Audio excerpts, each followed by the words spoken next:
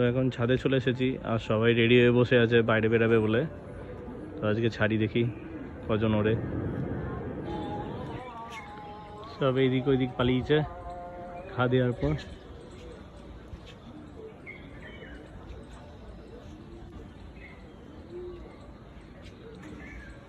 বাকিগুলো কোন দিকে চলে গেল কে জানে। এখানে দুজনেই আছে ভালো উঠছে, লাল ছপকা জিরা শাকদম।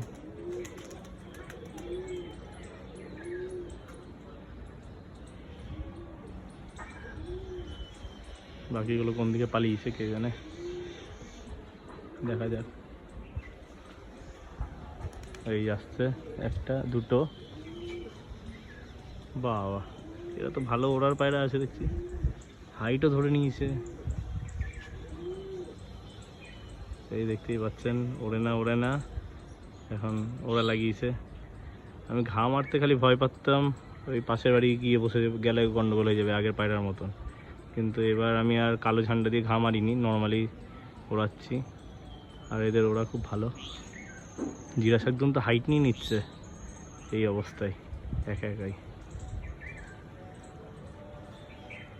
বাহ, আর বাকিগুলো কোথায় গেল কে জানে, কোথায় চলে যাচ্ছে উঠতে উঠতে। ও ওই যে দুজন, বুঝে গেলাম তাহলে কারা কারা ঠিকঠাক ওড়ে, সেই বুঝে ওড়াতে হবে এবার।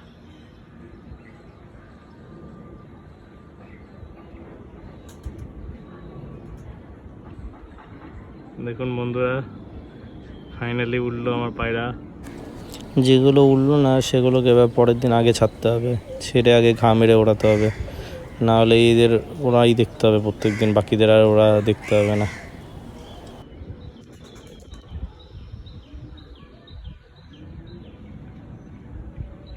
তাও কোন দিকে উড়িয়ে উঠছে, হ্যাঁ বাড়ির সামনেও না, এই দিক দিয়ে ওই দিক দিয়ে সব। বাহ, এদের দুজনেরই ওরা দেখতে হবে এখন খালি আমার।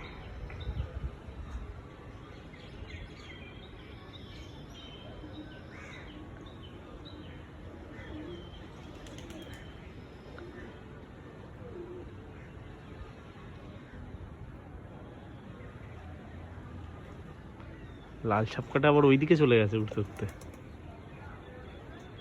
জিরা শাকদমটা আরো আবার হাইট নিচ্ছে এদিকে এসে।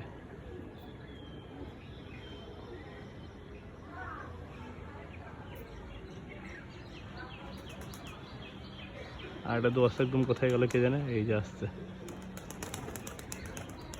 মনে হয় কুরুশ করছে বলে এদের ডানা ঠিকঠাক উঠতে পারছে না।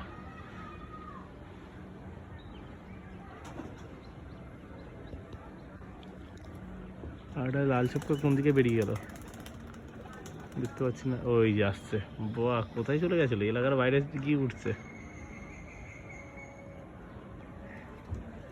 এই জিরা শাকদম আর লাল সাপকা।